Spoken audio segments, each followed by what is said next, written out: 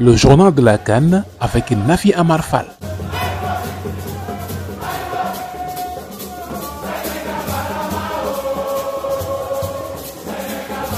Bonsoir et bienvenue dans le journal de la CAN de Wii Sport. Le Sénégal et la Côte d'Ivoire se retrouvent dans la capitale politique ivoirienne. Les éléphants sont arrivés ce jeudi à Yamoussoukro et vont loger dans l'hôtel parlementaire. Quant au terrain d'entraînement, ils vont s'entraîner sur le terrain qui a été attribué à la Guinée, c'est-à-dire le terrain qui se trouve dans le lycée scientifique. C'est là-bas où ils vont s'entraîner alors que le Sénégal reste dans son quartier général, c'est-à-dire l'hôtel du président et le terrain annexe qui se trouve donc à côté du stade Charles Konan-Banny. Sénégal-Côte d'Ivoire, c'est le choc des huitièmes de finale. Alors comment les Lions doivent aborder ce match? La réponse, c'est dans l'avis de l'expert avec Tafa de 11 pour tous. Alors, bonjour Nafi, ce match Sénégal-Côte d'Ivoire sera beaucoup plus intéressant à suivre que ce que pensent beaucoup de gens. J'ai regardé le match Côte d'Ivoire-Guinée équatoriale et en fait, faut pas penser à la Côte d'Ivoire, on va leur marcher dessus, clairement, parce que ils ont dominé ce match contre la Guinée équatoriale, même s'ils en ont pris 4. Ils ont pris plein de buts contre le cours du jeu. Ils ont dominé cette rencontre, ils se sont créés beaucoup d'occasions. Ils ont juste manqué de réalisme et de rigueur défensive. Et en fait, c'est dans ce sens-là que je dis que c'est un match que le Sénégal doit aborder, par contre, avec sérénité, avec confiance, parce qu'on a eu tout le bruit qu'on entend. On nous dit que la Côte d'Ivoire, ils vont arriver avec détermination, ils vont arriver en jouant complètement libérés parce qu'ils n'ont plus rien à perdre. Mais personne n'a plus rien à perdre, je dirais, parce que on est dans une phase à élimination directe et il faut montrer qu'on est supérieur à cette équipe, parce que je pense qu'on est supérieur à cette équipe. Mais tout ça reste encore à prouver sur le terrain le jour J. Maintenant, il faut, je pense, au niveau de l'alignement, faire ce qu'on avait fait au premier match, mettre l'équipe type, ceux qui se dégagent comme étant l'équipe type, avec une défense Niakhaté, je pense qu'il est de retour, faut le mettre. Faut mettre Mendy, faut mettre Koulibaly, bien sûr. À droite, je vais laisser Crépin pour pas, je sais qu'on dit que Sabaly est en train de revenir, pour pas déranger ça, je laisserai Crépin. À gauche, Jacobs. Comme d'habitude, je mettrai le même 3 milieux de terrain qui a commencé, la jeunesse qui a commencé avec Pamata, avec Lamine Camara, avec Pape Gueye. C'est impératif. Je laisserai Sadio à gauche, je mettrai Ismaïla à droite et Habib Diallo devant. Même si je ne suis pas totalement satisfait de Ismaïla et puis d'Habib, mais surtout d'Ismaïla parce que je pense qu'il peut donner beaucoup plus. Mais c'est un joueur qui peut faire de grandes choses sur un match. Je sais pas, il peut avoir une étincelle et puis complètement flamber. Donc, je pense que le Sénégal devrait aborder ce match, comme je dis, avec sérénité, avec détermination. Et si on marque dans les 15-20 premières minutes, il se peut que la Côte d'Ivoire soit découragée. Donc, il va falloir être réaliste parce que des fois, nous aussi, on a ce problème de réalisme-là. Mais si on est réaliste, je pense qu'on peut voir venir. Quant à vous, chers internautes, j'ai une question pour vous. Est-ce qu'Aliou Cissé doit passer en revue son effectif? Quel est votre 11 probable? Réponse en commentaire. En parlant d'effectif, aujourd'hui, on vous dresse le portrait d'un lion qui ne s'est jamais caché sur le terrain. Un lion qui n'a jamais perdu sa concentration durant le match. Il s'agit de Krépin Diatta et c'est avec Antebi Jundiaï.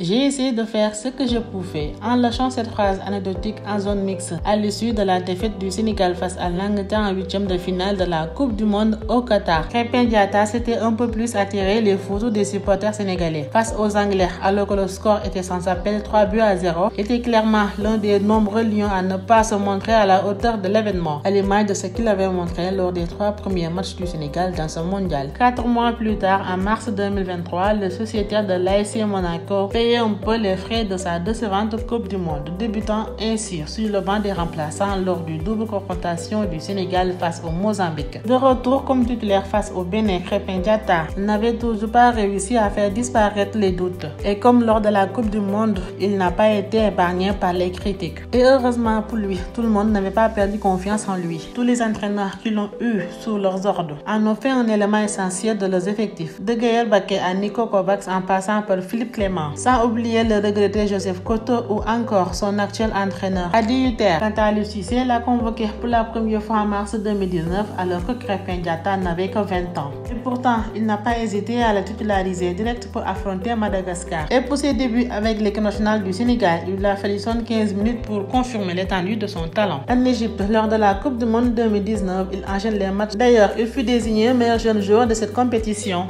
remporté par l'Algérie devant le Sénégal. Et cela faisait des années années que Krépin Diatta est tout simplement l'un des espoirs du continent. Hélas, une blessure l'a mis de côté, provoquant son absence à la CAN 2021. Après plusieurs mois de blessures qui l'a tenu éloigné des pelouses, Krépin Diatta retrouve enfin le sourire et aussitôt convoqué par Aliou Cissé. Le dernier désireux de tester un nouveau schéma tactique suite à la blessure de Youssouf Sabaly, Krépin Diatta est titularisé au poste de latéral droit. Piston plus précisément pour affronter le Cameroun en amical à Lens. Une prestation aboutie de la part de Krépin Diatta qui a fini par convaincre Aliou Cissé. Et le reste appartient à l'histoire. Contre le Soudan du Sud, le Togo, le Niger et maintenant en Côte d'Ivoire pour les besoins de la CAN 2023, Krépin Diatta est d'une importance capitale. Excellent contre la Gambie, il a répété les mêmes efforts face au Cameroun et surtout contre la Guinée. Et Abdoulaye Seck en sait quelque chose. En équipe nationale du Sénégal, Krépin Diatta est un véritable cadre du vestiaire. Un partenaire d'équipe qui impose ses coéquipiers à se donner à fond et à ne surtout pas perdre la concentration. Souvent critiqué à tort ou à raison ces derniers mois, Krépin Diatta a trouvé le moment idéal pour répondre de la plus belle des manières. Pour lui, remporter cette nouvelle édition de cette Coupe d'Afrique des Nations le soir du 11 février 2024 sera clairement un cadeau rêvé pour ses 25 ans qu'il aura le 25 février prochain.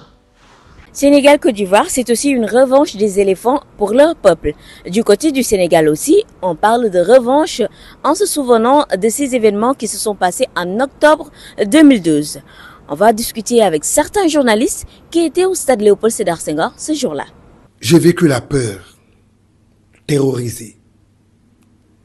Et ce jour-là, je suis resté dans le stade pendant des heures et des heures.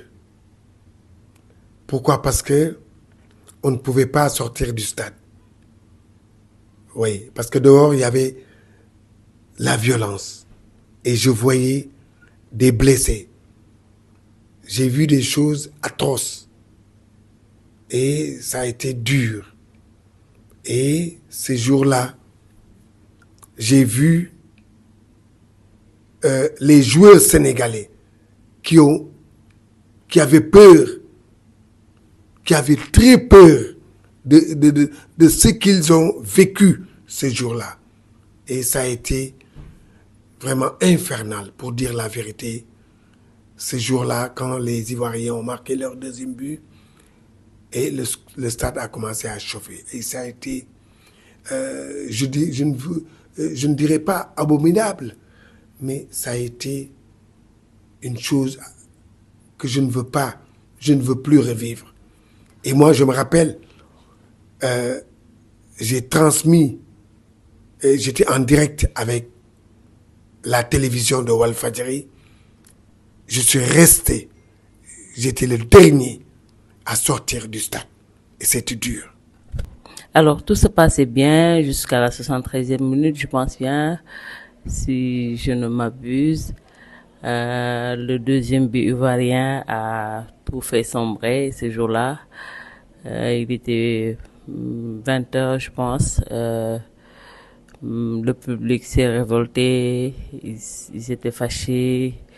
Ils ont attaqué les honnêtes gens qui étaient venus dans ce stade-là. Je pense qu'il y avait des gens qui étaient venus mal intentionnés, qui étaient venus agresser les gens. Je voyais des gens être agressés dans la loge officielle, des portables pris. Peut-être que c'était pas les portables de maintenant, mais ils avaient pris leur pochette, leur sac et tout.